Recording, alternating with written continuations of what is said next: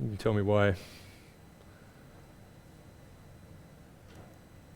This never doesn't work anymore.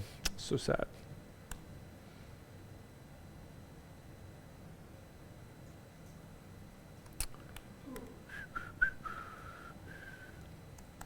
Okay.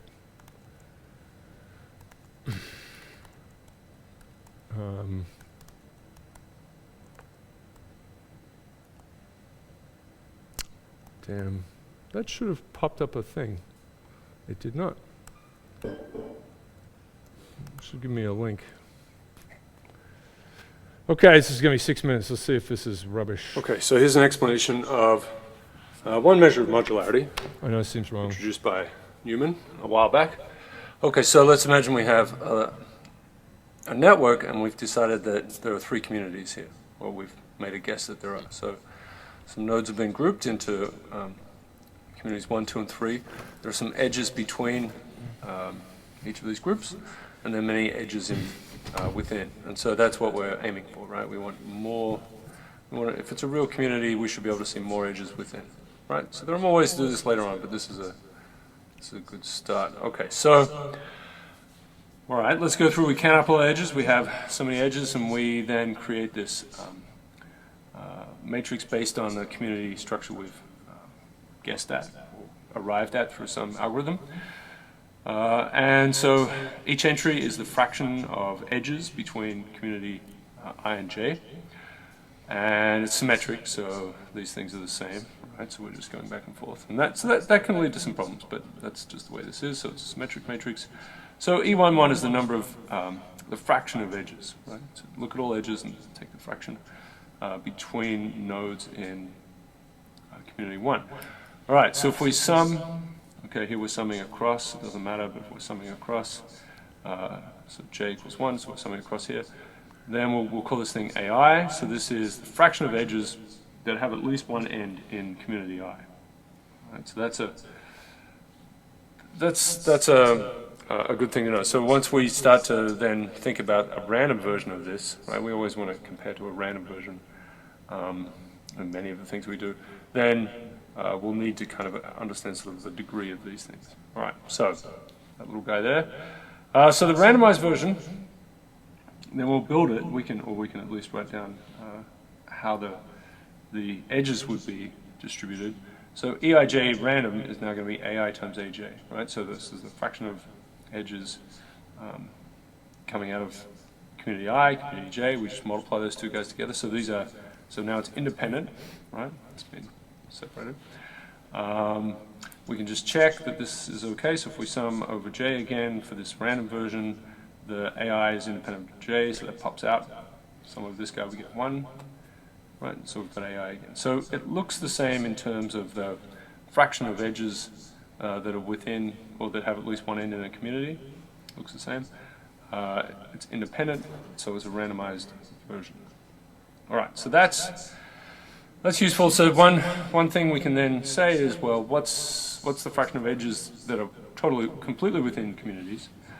And that by itself is not enough, right? So we could just have one big network, or we could just put a big circle around the whole network, and then all of the edges are within the community. So that would get a 1, right? If we just measure that. So we want to subtract off what we'd see if what we'd find if we randomized the system, right? So we're going to keep these same groupings. The same number of edges are going to be related to 1 and 2 and 3. We're just going to randomly rewire them. So if we've done a really bad job, it's going to be very dense here, very dense here, very dense here, and very few edges in between. All right. Okay, so what we're getting to is this. The fraction of edges within communities is going to be actually the trace of each. So it's a sum of EII, right? Right, so we're going to sum down here. So that's the fraction of all edges that are within communities. And then we have to subtract off the randomized version, and Eij random is AIAJ, so we want AI squared, in fact, right? So this is the sum here. So this is what EII looks like, right? So this is EII random. So we subtract that off, and so we get, so if this is, you know, and then we can play around with this, right? So if it's 0, of course, then we haven't done a very good job because we're at the same level as a purely random version. but we want to see this thing to be positive, right? So we'll have that later on. So this is simply the trace of E. This guy, we've seen this before, so it's sum of I, so each one we can write like this. Let's write as J, E, right, IJ. That's the first guy. Let's make it a K, EIK here. Yeah.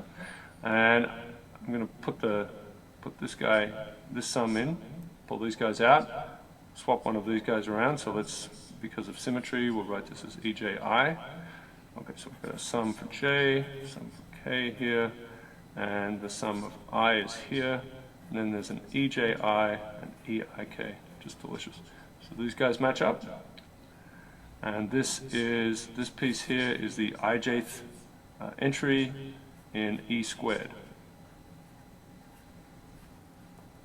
Right, this is the definition of matrix multiplication, row, column. And then, oh sorry, that's the jkth entry. Right, jkth entry. So, and then it's the sum over j and k, so that means it's actually the sum of all of the entries. So it's what we might call the one norm of E squared. Right, so you compute E squared and then just sum up all the entries. Okay, so that's a nice way of representing that, and that is, arguably the simple, one of the simplest measures of modularity. Okay. Does that make any sense?